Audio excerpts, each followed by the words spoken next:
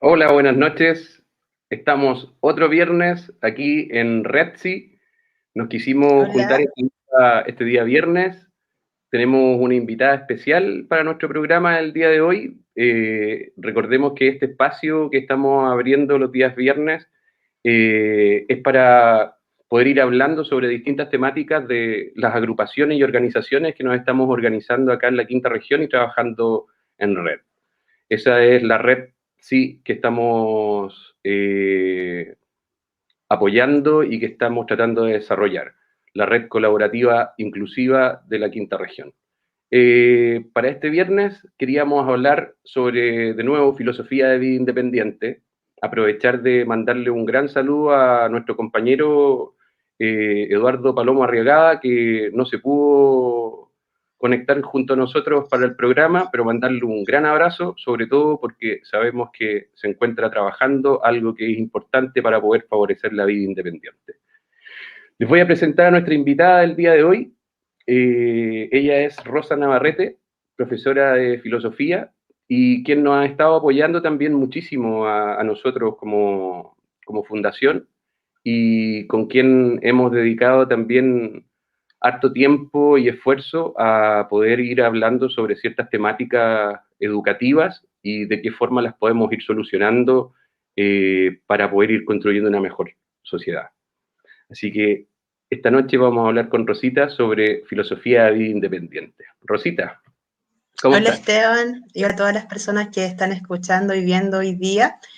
Primero que todo agradecer la instancia siempre necesaria de conversar y poner en el escenario esta temática que considero que es esencial para todos, ya no solo para las personas que están interesadas en la diversidad funcional, sino que para todas las personas que quieran comprender de una manera distinta la vida y el ser humano. Así es que muchas gracias por el espacio, por el escenario, gracias a Ángelo que nos está ayudando con el lenguaje de, y gracias también a la red inclusiva que se está formando, que me parece que es una iniciativa totalmente indispensable en estos días. Así que eso, nada más que agradecimientos por esta instancia. Exacto. Muchas gracias. Saludar a Angelo Tortela, que es nuestro intérprete de señas y quien nos va a estar haciendo más accesible esta sesión. Rosita, ¿qué te sucede a ti cuando hablamos de filosofía de vida independiente? ¿Qué se te viene un poco a la cabeza cuando nosotros hablamos de este tipo de temática y sobre todo en las temáticas que desarrollamos en común? Mira, como te decía al principio, me parece que es una temática súper necesaria, primero porque es fundamental y esencial, es una comprensión que si bien es cierto de lo básica y esencial que es, muchas veces se nos pierde de vista. Yo creo que la filosofía de vida independiente viene a explicar y hacer justicia a un fenómeno que históricamente el ser humano, o con el que históricamente el ser humano está en deuda, que es cómo comprender la diferencia entre los seres humanos. O sea, desde que existe la vida, existe la diferencia. La vida en sí se manifiesta en todos de maneras diversas. Ninguno de nosotros es igual, no hay ninguna planta que sea igual a otra, no hay ningún animal que sea igual a otro, aunque sean de la misma especie.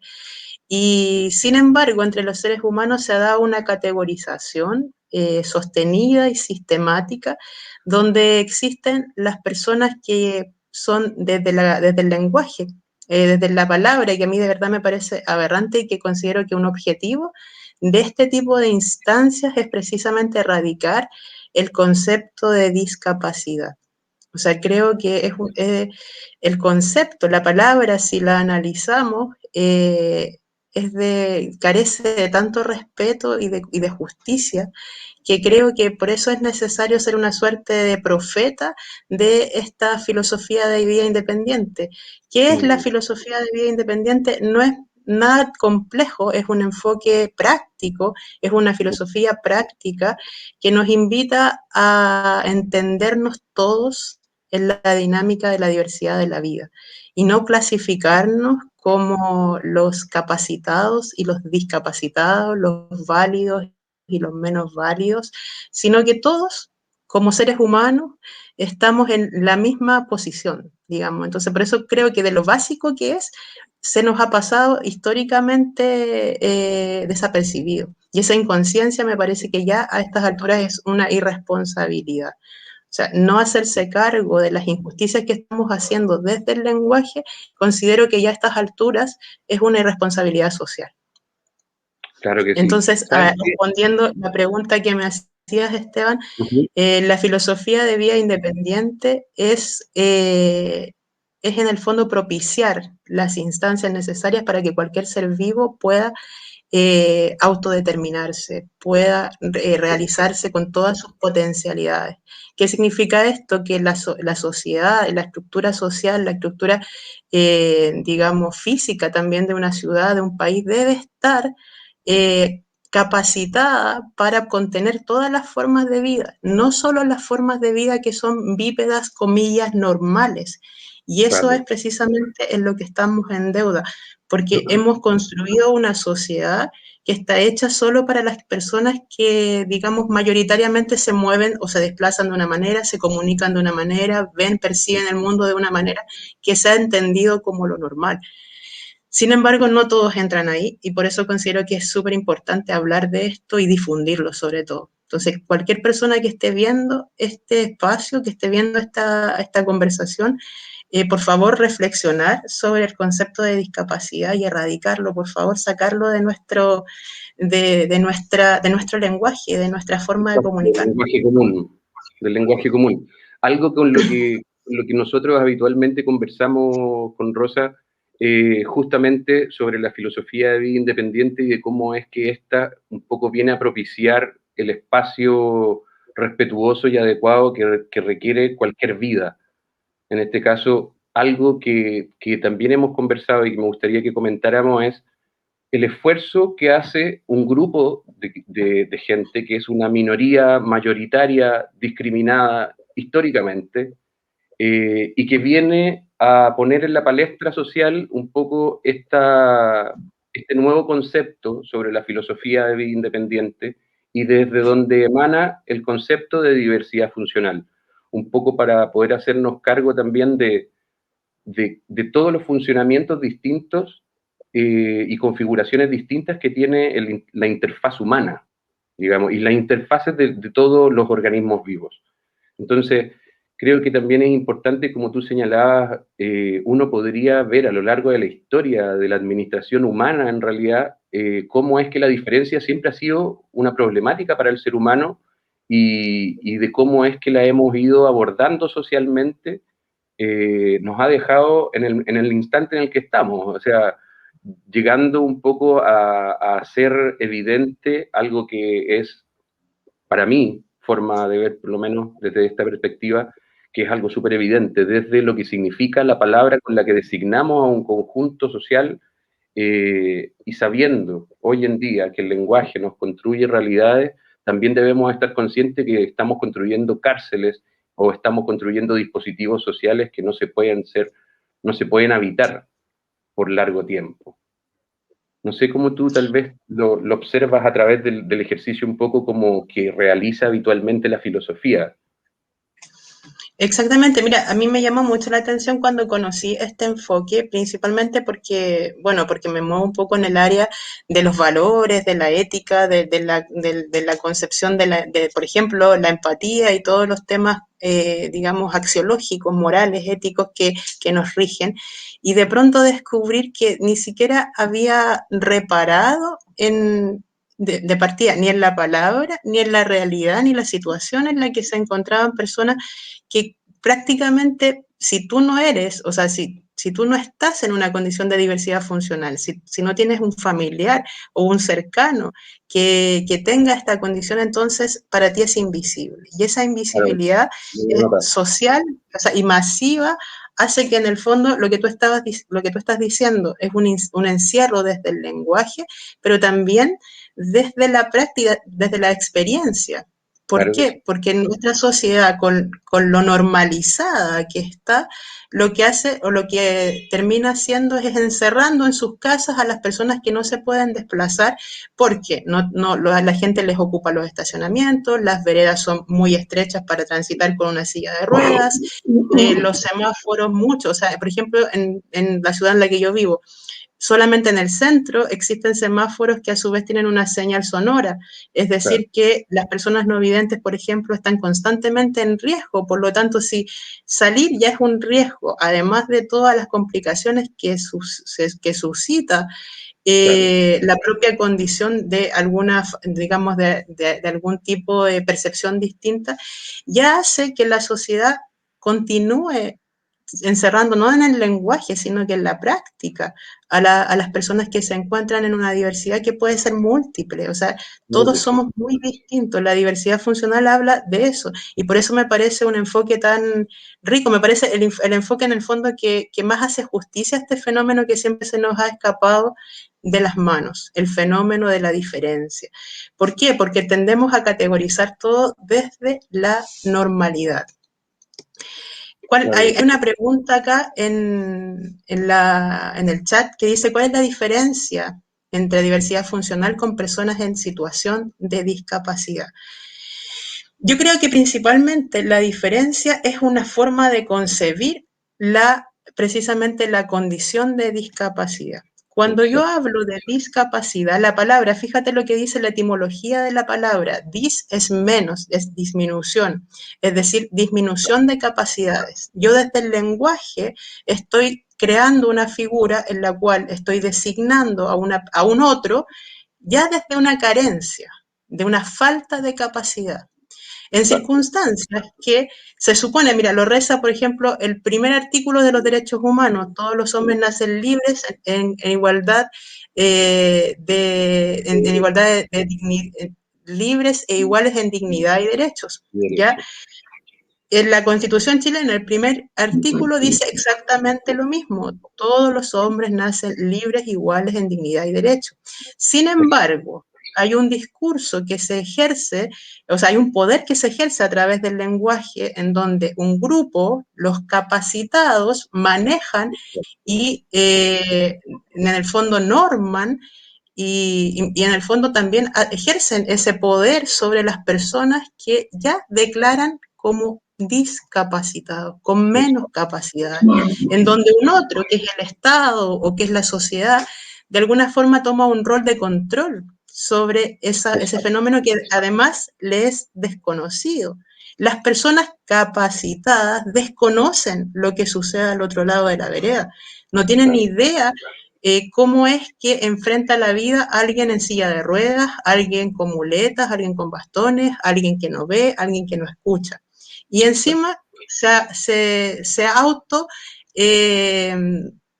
arrogan la posibilidad de determinar la vida del otro. Entonces, eso a mí me parece que es algo que no podemos dejar que siga pasando. Y esa es la principal diferencia, la persona que preguntaba, entre discapacidad y diversidad funcional. La diversidad funcional dice, en el fondo, que la vida, desde que se da hasta que termina, es pura diversidad y que todos tenemos funciones distintas. Por ejemplo, no sé, a mí me puede ser más fácil aprender algo mientras lo veo, a otro mientras lo escucha. Eso ya es parte de mi diversidad de aprendizaje. Y eso no está contemplado y no se aplica. Y eso es lo más grave. Por ejemplo, en los colegios. Yo vengo de un área de trabajo que es la educación. Y en la educación, si bien es cierto, existen leyes de inclusión, existe, no sé, lo que se llama evaluación diferenciada, el reconocimiento de niños con necesidades, fíjate la palabra, necesidades educativas especiales. Existen como en el discurso, así como existen los derechos humanos que dicen que todos somos iguales en dignidad y derechos, y resulta que, mira, uno de los principales lemas en el estallido social, que la dignidad que se haga costumbre, es decir, que ni siquiera... O sea, que gran parte de los chilenos no nos sentimos dignos. Imagínate más aún las minorías, que se consideran minorías también entre comillas, porque no es que lo sean. Exacto. Entonces, eso es lo que sucede con el fenómeno de la discapacidad. Nos sigue encerrando y nos sigue nombrando a un grupo de seres humanos como personas no capacitadas para ejercer la real autonomía sobre su cuerpo. Y otros terminan ejerciendo poder sobre el cuerpo de unas personas o sobre la movilidad y sobre todas las circunstancias que involucra la vida. Finalmente sobre la Entonces, vida. exacto. Exacto. Algo que era lo que nos estaba preguntando Manuel Alejandro Gatica sobre la diferencia entre diversidad funcional y persona en situación de discapacidad. Algo que me gustaría ahí también aclarar es que la diversidad funcional es algo que se centra tiene el foco puesto en la persona directamente, y la situación de discapacidad es algo que nosotros conceptualmente lo utilizamos para poder denunciar algo que no se está haciendo bien. Es decir, las personas quedamos en una situación de incapacidad o de inhabilidad en la medida que la configuración social no contemple todas las posibilidades que hay de interacción. Entonces creo que es importante hacer esa distinción. ¿Por qué? Dentro de lo que nosotros realizamos en esto de la educación y tratar de desarrollar estas temáticas para poder ir repercutiendo en los lugares que necesitamos llegar, es justamente lo que tú planteabas. Estamos quedando un poco secuestrados dentro de nuestros hogares, producto de que no estamos contemplando una ciudad que sea accesible o dispositivos de transporte que también así lo contemplen. Lo que nos vuelve a recordar ahora Manuel Alejandro Gatica acá, la falta de empatía y falta de derechos cívicos en todos los sistemas del país. Eso es algo también algo que estamos tratando nosotros de poder canalizar a través de esta red con el objetivo de poder desarrollarlo. La idea también de esto es que podamos ir todos los viernes desarrollando un poco más de temáticas, pero por sobre todo que podamos ir haciendo el aterrizaje un poco de estas conversaciones al diario vivir. Tú en la escuela hemos tenido experiencias en las que hemos participado juntos con Rosita, en donde hemos tratado de insertar un poco esta filosofía desde el colegio y ver cómo es que realmente estos puntos son puntos claves como para poder desarrollar conceptos futuros. Es decir, en la medida que nosotros hablamos con los niños y hablamos de la diversidad, hablamos de la diferencia, la normalizamos, la aceptamos, los chicos van a presentar posibilidades futuras de un Chile muchísimo mejor y distinto de lo que estamos viviendo. ¿Tú cómo lo sientes que ha llegado un poco tal vez esa reflexión a los niños? O sea, yo creo que para los niños y quizás dado también a su, digamos, como aún no adquisición de toda la estructura social, creo que es mucho más fácil la comprensión y es más inmediata. O sea, lo hemos visto, por ejemplo, en charlas que hemos dado desde precisamente contenidos, por ejemplo, como la segregación y la discriminación como conceptos y digamos, puntos de fricción de las sociedades humanas, como análisis desde de la filosofía, por ejemplo, explicar qué es lo que sucede con ciertas minorías que, como lo hemos dicho y reiterado, históricamente han sido discriminadas. Esto no es distinto de lo que ha sucedido, por ejemplo, con el movimiento feminista o con todas las propuestas que enarbola el movimiento LGBTIQ+, y toda esta permanente invitación a que nos entendamos como iguales. Insisto, esto está instalado en un discurso, está como palabra, pero en la práctica está muy lejos de Exacto. darse. Entonces creo que para los niños la comprensión es mucho más fácil. Yo recuerdo como un hito particular en algún momento en un cuarto medio, haber tratado esta temática y cuando evaluamos, yo hice una pregunta acerca de a qué esfera social pertenecían las personas en situación de discapacidad y la corrección de los alumnos en sus respuestas. Las personas con diversidad funcional pertenecen a tal, según un análisis puntual que habíamos hecho, pero me llamó mucho la atención que por lo menos en 5 respuestas de un curso de 20 alumnos, 5 usaran la palabra como ya adquirida. Entonces, por eso considero que es súper importante y que resulta como una suerte de electricidad este enfoque que no es nuevo ni lo estamos inventando nosotros, ni que en el fondo nos estemos nosotros autodenominando la invención de este concepto. Es un enfoque teórico, práctico, que viene de la filosofía de vida independiente en Europa y que es hoy día el enfoque que se está usando y al que debiera también tender y evolucionar nuestra concepción actual de la discapacidad, que insisto que es una palabra de verdad que es horrible ya desde esta comprensión. Entonces, para los niños creo que es una experiencia, que no es solamente un contenido, sino que es una experiencia que les resulta fácil de adquirir, y en la medida en que nosotros lo tengamos claro y que podamos conversar de ello y poner en el escenario público esta temática, va a ir haciendo como ha venido haciendo hasta ahora, en el fondo propagándose y usándose. ¿Ya?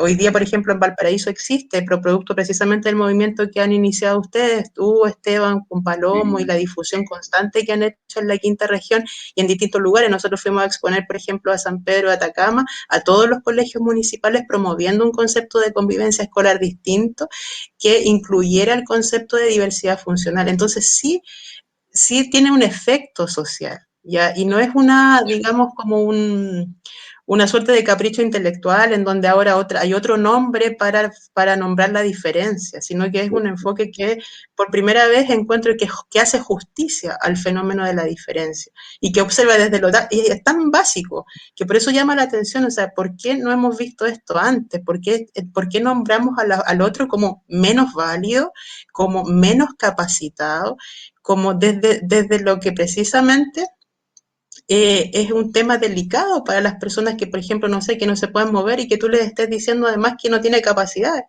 cuando lo que está impedido es su movilidad, pero no su condición humana? Entonces, ahí está el problema, que cuando yo con una palabra designo y segrego a un grupo humano, lo que estoy haciendo también es bajar o denigrar su capacidad humana. Y así se han sentido miles de personas, que es de donde surge este movimiento, millones de personas que no quieren ser nombradas por su falta de capacidad, sino que con completa propiedad ser nombrado como un ser humano igual que cualquiera. Exacto.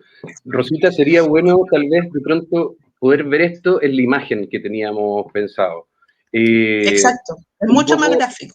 Un poco lo difícil que se hace o lo que se ha hecho dentro de las administraciones humanas a lo largo de la historia, de poder dar un poco en el clavo para poder interpretar lo que está pasando. Si uno observa como en el desarrollo histórico, se ha tendido a tratar de integrar en un principio. La palabra integración fue como la palabra que se utilizó para poder empezar a hablar de algo que nosotros denominamos el paradigma social de la convivencia, pero que a lo largo de la historia ha tenido distintos focos. Por ejemplo, hace 4 décadas atrás se hablaba de la integración, luego se empezó a hablar de la inclusión, luego se ha empezado a hablar de las capacidades diferentes, las capacidades distintas y un poco todo el ejercicio del lenguaje para poder referirse a algo que se sabe que no se está haciendo con justicia y que no está representando a la persona que uno tiene al frente muchas veces. Entonces, creo que con esta imagen nos queda un poco claro cuál ha sido un poco el foco. Primero ha estado afuera y ahora está tratando de poner a la persona en situación de discapacidad como protagonista principal de su propia vida, que es lo que buscamos a través del ejercicio de la filosofía de vida independiente, ¿verdad? Exacto, sí, bueno, ahí en la imagen de abajo de la que estábamos mostrando, deja Ajá, súper claro como el proceso, desde la exclusión a la inclusión, pero si te fijas claro, que es el enfoque que actualmente usamos, por ejemplo, en convivencia escolar, las leyes que tratan sobre esta temática se llaman leyes de inclusión laboral, inclusión eh, educativa, etcétera. Sin embargo, el concepto sigue todavía siendo contradictorio, porque cuando tú incluyes algo significa que de suyo, la digo, contraparte es que ha estado fuera, ¿ya? claro, Además, además la inclusión tampoco funciona, porque tiene, o sea, en la teoría, yo insisto, esto tiene mucho que ver con la teoría y la práctica. En la teoría, eh, se ve bien, ya si te fijas ahí en la inclusión parece que estamos todos incluidos, pero en la práctica los colegios, por ejemplo, tienen muy pocas herramientas para trabajar la inclusión y lo que sucede internamente es que se supone que el colegio se adapta a las necesidades que tengan todos los niños, pero en la práctica en realidad es el niño el que tiene que adaptarse a la realidad estandarizada de un colegio. Un colegio es una instancia permanente y sistemática de adaptación y de estandarización, en donde claro, un niño que además tiene de pronto conflictos, no sé, digamos que tiene una diversidad cognitiva ajá, y que lamentablemente, o no sé, favorablemente, pero no aprende de la misma manera que la mayoría de los niños, que el estándar. Tú los evalúas a todos iguales.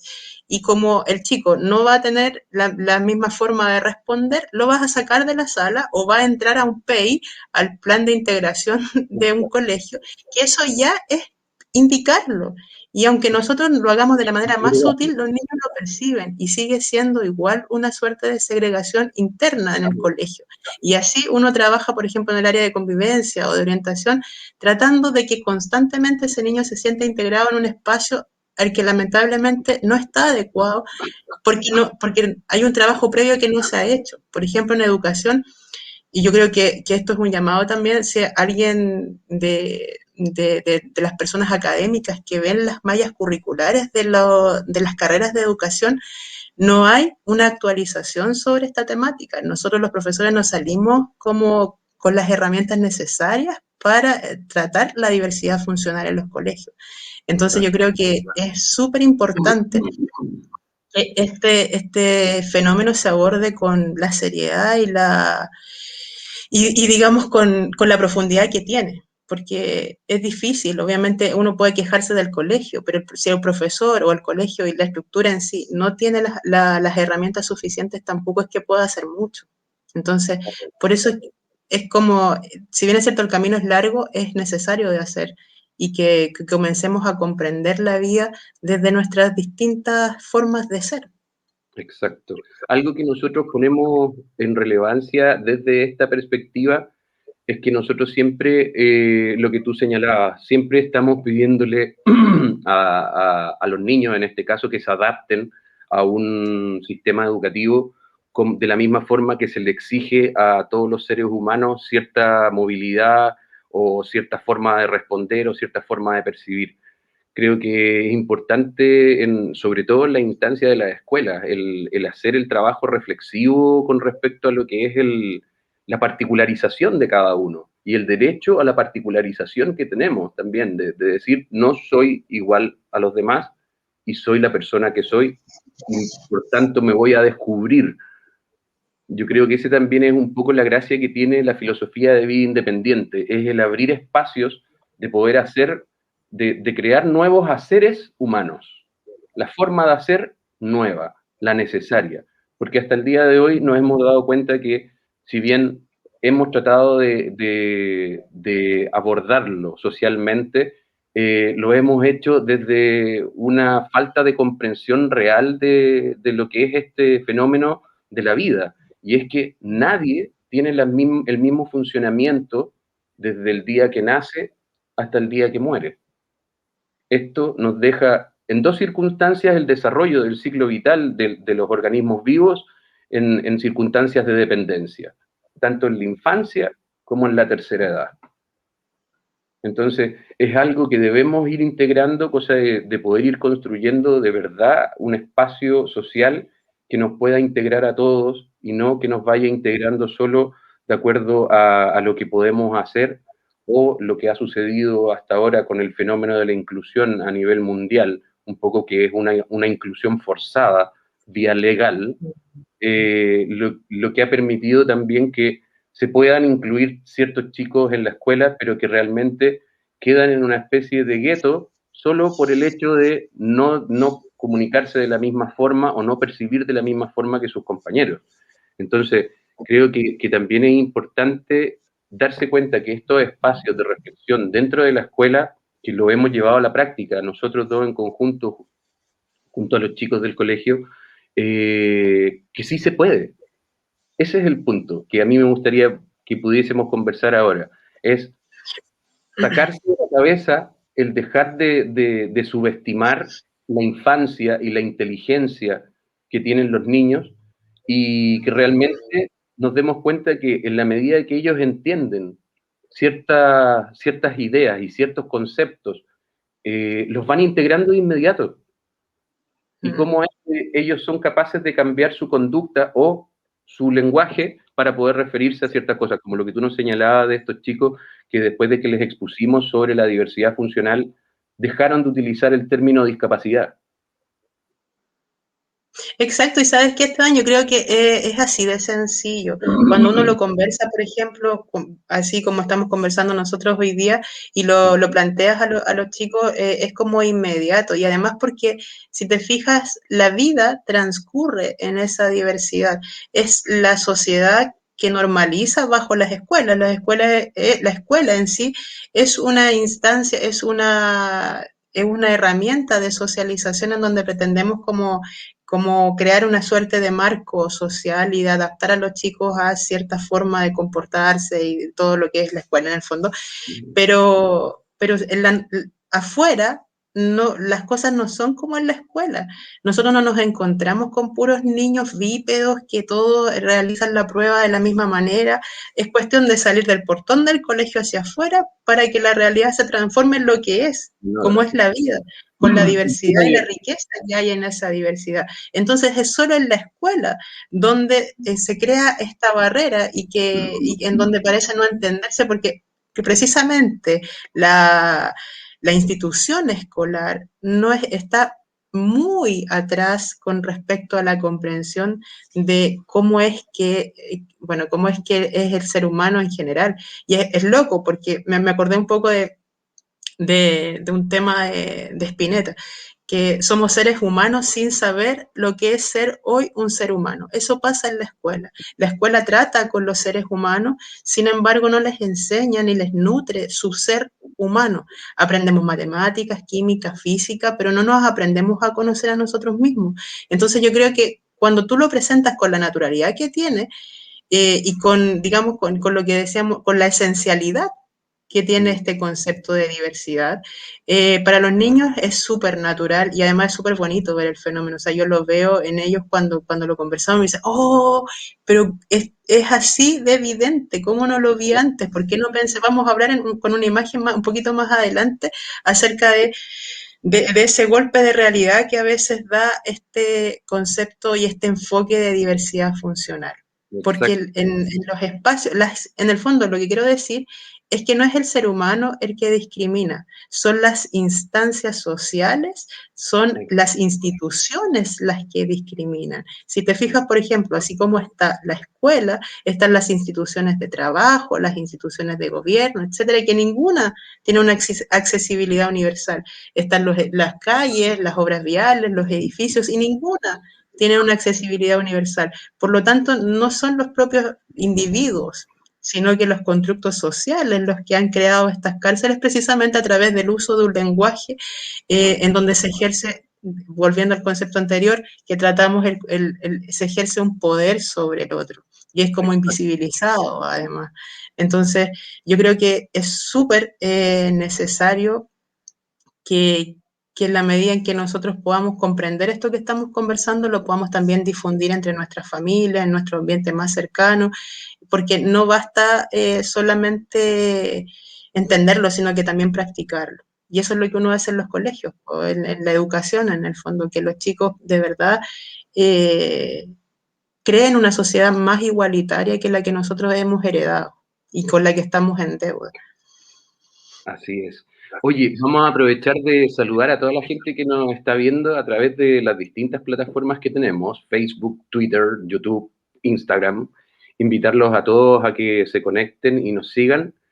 Y me gustaría que pudiésemos pasar a un elemento un poquito tal vez más práctico, lo que logramos hacer con los chicos un poco cuando conversamos sobre la diversidad y la diversidad funcional, la filosofía de vida independiente con los chicos, eh, es llegar a poder hacerlos ver realidades que, claro, como tú decías al principio, en la medida que no te pasan a ti o no le pasa a alguien cercano, uno difícilmente lo visualiza.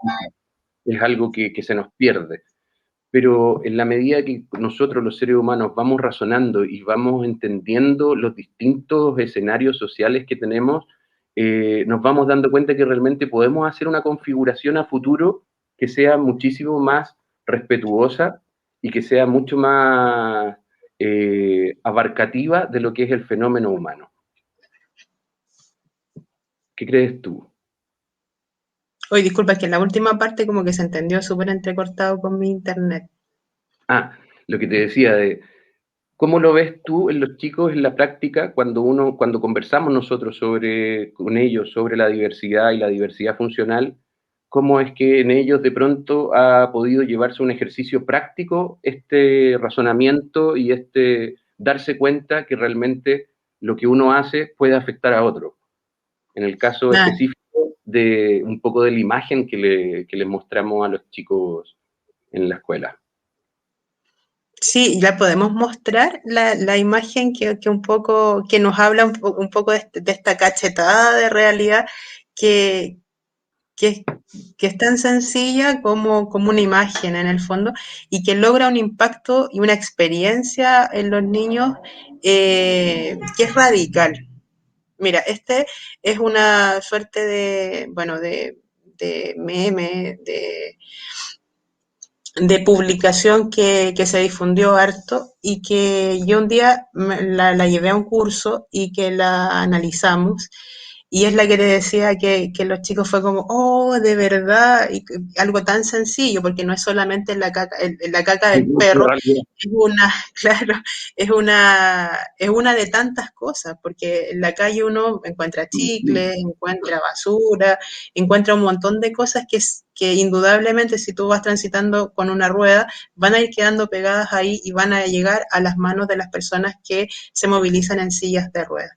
Entonces, esta imagen que nos dice un mensaje como tan sencillo es capaz de hacer de hacer una práctica de la empatía que es elocuente, que es inmediata y que los chicos de verdad que en ellos impacta cuando tú les hablas porque lo que conocen de la discapacidad de partida es lo que han visto como en la Teletón, en la En la tele, realidad. lamentablemente, porque como te digo, las escuelas crean una normalidad, o sea, hay El concepto escuelas que aunque tengan un enfoque inclusivo, no admiten personas con diversidad funcional, así de sencillo, porque no pueden hacerse cargo, o sea, las salas están en un segundo piso, no hay personal capacitado para poder asistir en las necesidades que se puedan presentar, por lo tanto, simplemente no admiten personas con diversidad funcional. Al hacer eso, los niños en su cotidianeidad no ven este fenómeno. Entonces, claro. si tú, como decíamos al principio, si tú no o sea, si tú no estás en esa situación, si no es alguien cercano a ti, para ti es una situación totalmente desapercibida. Y es lo que le pasa a la mayoría de los chicos que están en estas escuelas normalizadas. Entonces, Exacto. cuando tú vas con una imagen como esta o presentas una realidad como a partir de una experiencia cotidiana como esa, de verdad que se genera como un abrir, un develar, algo que estaba ahí y que esta normalización nos hace tener una cortina frente a los ojos. Entonces, la experiencia de los chicos de verdad es súper positiva y además a mí me llena de esperanza. O sea, yo soy una de las personas que está convencida de que si hay algún cambio humano posible de una sociedad que hoy día está tan, tan gobernada por los, quizás por los más bajos valores humanos, ese cambio pasa por la educación. Claro que sí. Pasa por... Entonces, lo veo en esta experiencia y que sé que cuando sé que cuando se enfrenten a una situación en la que tengan que ser colaborativos, solidarios con otros, lo van a hacer porque ya aprendieron algo de eso. Ya han hecho el ejercicio. Que es mucho más natural en ellos que en las personas que tenemos. Los más adultos. Yo creo que esa es un poco la gracia que tiene la temática que estamos tratando de abordar el día de hoy y un poco también lo que hemos estado tratando de hacer desde directamente en la escuela.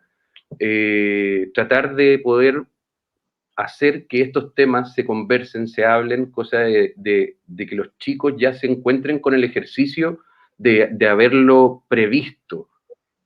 Te das cuenta, cosa de que nos demos cuenta de forma real que lo que nosotros hacemos realmente cambia el mundo.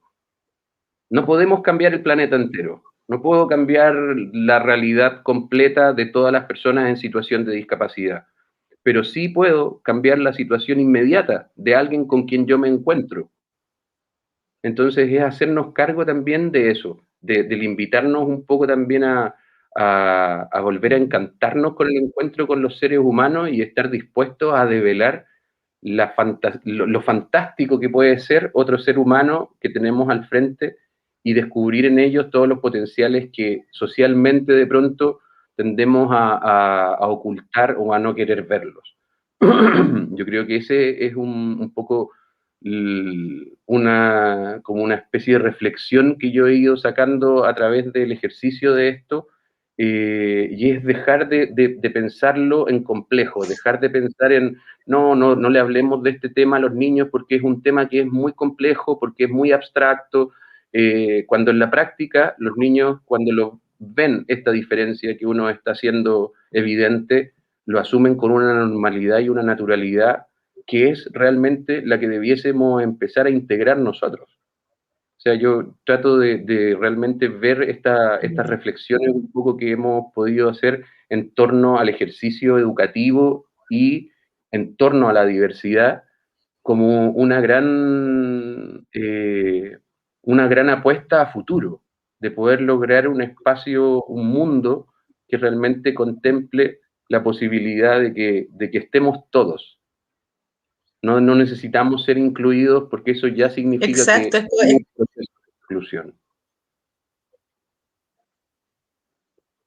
Y que además no son sujetos las personas con diversas formas de ver, de percibir, de estar, son sujetos de lástima, no son las pobres personas, sino que en el fondo estamos en igualdad de condiciones, somos seres humanos, estamos todos acá con nuestras múltiples diversidades. Entonces, como te digo, la aproximación como más natural a nuestra cultura que una persona que no es funcional tiene hacia la diversidad funcional es por ejemplo, la instancia de la Teletón, en donde todo el rato nos están diciendo la pobre persona que padece esta pobre. Entonces, lo que hace el Estado fundamentalmente en ese tipo de actividades de su responsabilidad de asumir a ese sector de la población como sujetos de derecho, ¿ya? Y en el fondo ha sido, digamos, sistema el no hacer de esta realidad, que es en el fondo suministrar todas las implementaciones y todo lo que requiera la vida con sus múltiples diversidades. Aprovechar los últimos minutos que nos quedan para agradecer las personas que han estado conectadas, mensajes de apoyo que han enviado, las preguntas que nos han hecho. Recordar que Fundación Diversidad Funcional está activa, que se pueden poner en contacto con nosotros a través de Facebook, por ejemplo, y si nos quieren, no sé, invitar a hacer más propagación de este concepto, nosotros antes de hacerlo, porque congregamos como dos actividades que difundir, sobre todo en el área educativa, el mensaje de la diversidad funcional. ¿Qué es la convivencia escolar? Yo trabajo en orientación y convivencia escolar desde hace harto tiempo. Esteban es un activista que también tiene más de una década trabajando en el concepto de diversidad funcional y por lo tanto interesados de esta temática, no duden en contactarnos y muchas gracias por el apoyo y la presencia hoy día en esta actividad. Sí, Rosita, agradecerte a ti, agradecerle a todas las personas que nos estuvieron viendo durante el programa, agradecer a todas las personas que nos dejaron sus mensajes, un gran abrazo a la ciudad de Rengo, un gran abrazo a la quinta región, muchas gracias a ti, Rosa, por el espacio, y esperamos poder volver a encontrarnos pronto, invitar a la gente, como tú decías, si es que cree que puede servirle esta información a alguien, por favor pónganos en contacto, cosa de que podamos hacer llegar la información a los lugares que requerimos. Así que agradecerles a todos, agradecerle a Ángelo, muchísimas gracias por hacernos este espacio más accesible y dejar a todo el mundo invitado a que nos sigan en la red, sí, a través de todas las plataformas que estamos emitiendo el programa. Así que un gran abrazo y espero que nos podamos volver a ver sí. muy pronto. Antes del cierre, Esteban, antes del cierre, yo creo con la deformación profesional, un resumen de lo que hemos hablado, erradicar el concepto de capacidad, porque estamos haciendo que una persona desde el lenguaje esté menos valorada. En el fondo estamos discriminando y constantemente dejando fuera a un individuo que tiene las mismas capacidades, solamente que se moviliza de forma distinta, ve, percibe de forma distinta. Así es que eso a modo de resumen. Muchas gracias por la invitación. Gracias a Redsi, gracias a Ángel, la Universidad Funcional y gran abrazo a todas las personas. Muchas gracias a todos y esperamos que nos podamos volver a ver muy pronto. Un gran abrazo y quedamos en contacto. Que estén muy bien.